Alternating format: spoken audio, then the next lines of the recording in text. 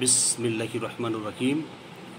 মধ্যপ্রাচ্যের ইতিহাস, অটোমান বংশ থেকে এখন আলোচনা করব ওর খানকে নিয়ে।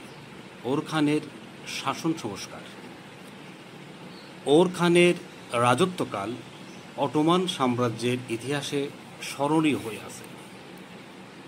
অটোমান সাম্রাজ্যের প্রতিষ্ঠাতা ওসমানের মৃত্যুর পর তার দ্বিতীয় পুত্র ওর খান 1326 খ্রিস্টাব্দে পিত্ত সিংহাসনে আরোহণ করেন।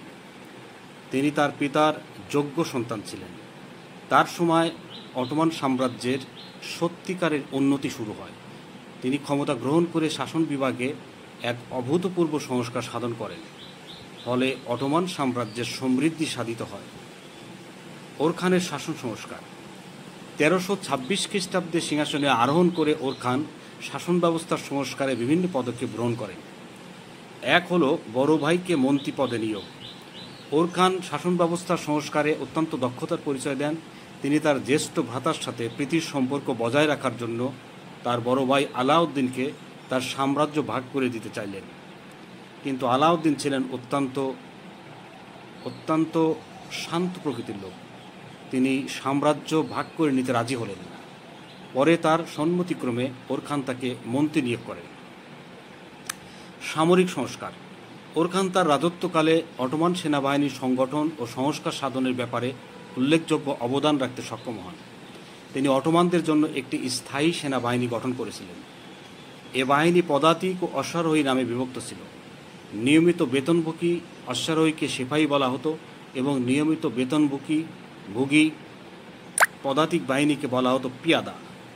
এছাড়াও আজিব, মোসাল্লেমান, জিয়াছত, তিয়ামার্স নামে বিভিন্ন অনিয়মিত বাহিনী অবস্থান গঠন করেন। জেনেসারি বাহিনী গঠন।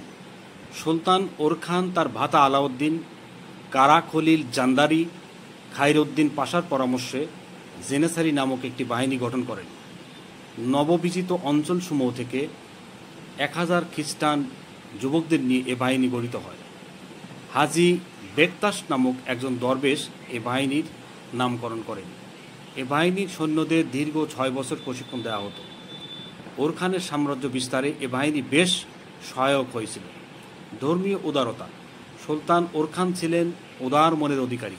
তিনি সাম্রাজ্যে হিন্দু, মুসলিম, খ্রিস্টান সহ সকল ধর্মের লোকদের সমান চোখে দেখতেন।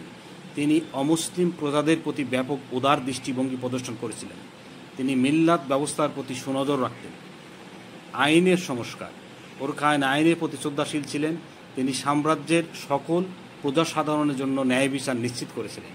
তিনি মুসলিম অমুসলিম নির্বিশেষে বিচার ব্যবস্থার প্রবর্তন করেছিলেন। শিক্ষা ব্যবস্থার সংস্কার।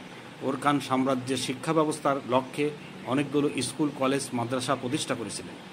পরিশেষে বলা যায় যে অটোমান সাম্রাজ্যের ইতিহাসে ওর খানের শাসন অতি উচ্চে।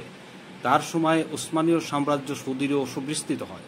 তিনি সামরিক বাহিনীর সংস্কার সাধনের মাধ্যমে উসমানীয় সাম্রাজ্যের সীমানা বৃদ্ধি করেন আর প্রশাসনিক সংস্কার সাধন করে উসমানীয় সাম্রাজ্যের ভিত মজবুত করেছিলেন।